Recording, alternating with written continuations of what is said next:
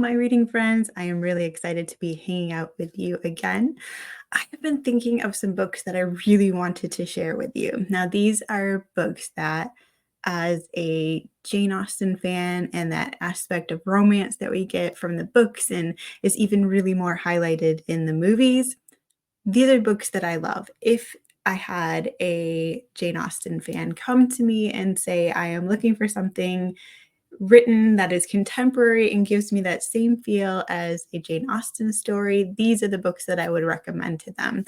And I wanted to spend a little bit of time sharing them with you. I have 5 books today. These were all 5-star reads for me. I have reread each of these books and I absolutely adore them, and I hope that you will as well. So the first book that I have here in my stack is The Lost Letter by Mimi Mathews. Now, if you are a fan of Regency or Victorian era historical romance, I don't think that Mimi Mathews' name being on this list will be a surprise for you.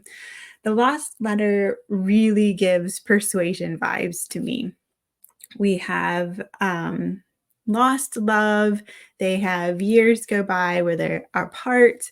One of the things that I really appreciate about Mimi Mathews' books is that they are often going through some working class struggles. She has military heroes, governesses. I find them to be relatable characters, if that makes sense, for the modern world, because they do have some struggles in their personal life that they are trying to overcome.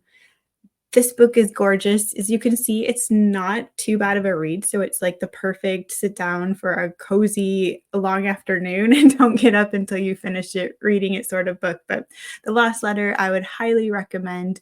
I will put the books down in the description box below. So if you want to go check any of these out for yourself, they will be down there. But can't get enough of The Lost Letter. The next book on my list will come as no surprise if you have been here for a little while, and it is Mr. Malcolm's List by Suzanne Allain. This book is just a delight to read. I feel like there's no one better than Suzanne that understands Regency romance tropes. She's playful with them. It's imaginative. It is delightful. It is so much fun. I just think that this book is a great escapist read to be in a playful mood with kind of those Austen characters that we enjoy so much.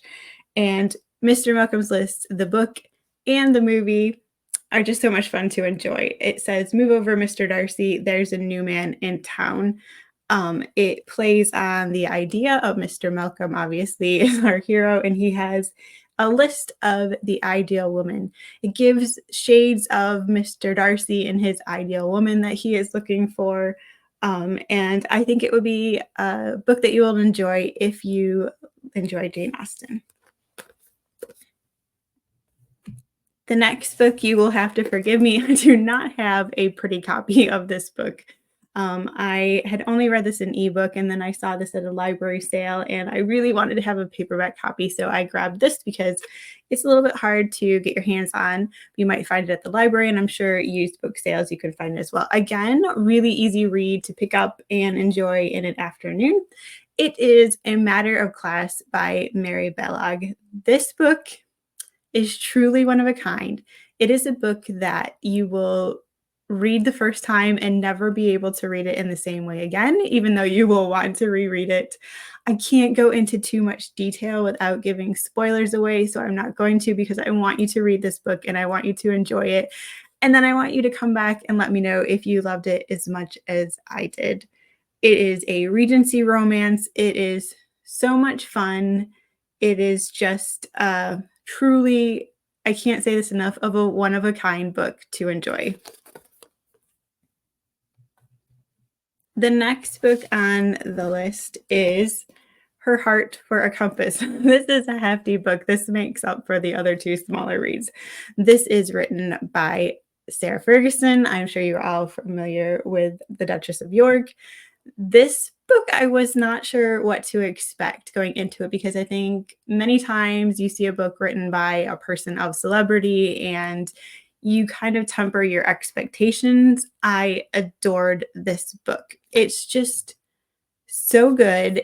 it is a very, very slow burn. I think if any of the books that I am sharing with you today come close to Austen's romance style, this would be it. We have, I believe it's Margaret. She is the daughter of a duke who is close to Queen Victoria. This is definitely a Victorian era romance, and she goes through struggles of wanting to break free from these constraints that she's in. She wants more out of life. I think there's definitely Elizabeth Bennet vibes in her character, and I would highly recommend you check this one out.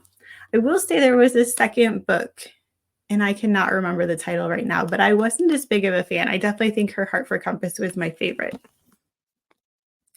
And the last book, and I have in my stack of 5, is His Choice of a Wife by Heather Moll. I have the older cover of this. I need to get the newer cover. This is a Jane Austen fan fiction. It is the only fan fiction here in the stack that is like truly Jane Austen fan fiction.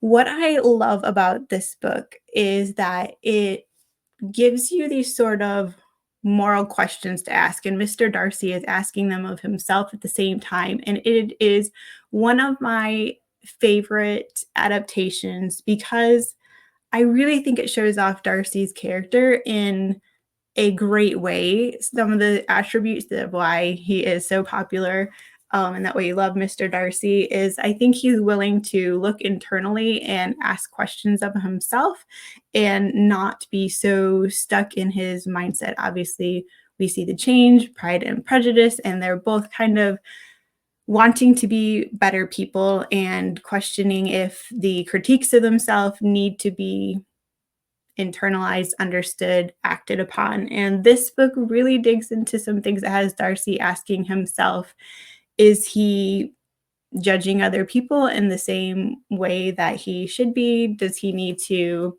assess his thoughts a little more and how he acts upon them? So I would highly recommend His Choice of a Wife by Heather Moll. And that is my short little stack today. I would love to know if there are any books that give you Jane Austen vibes that you recommend to all of your friends, or if somebody says, does anybody know? And you're like, yes, I know the perfect book for you. I love it when we're able to share our reading favorites with each other in this way.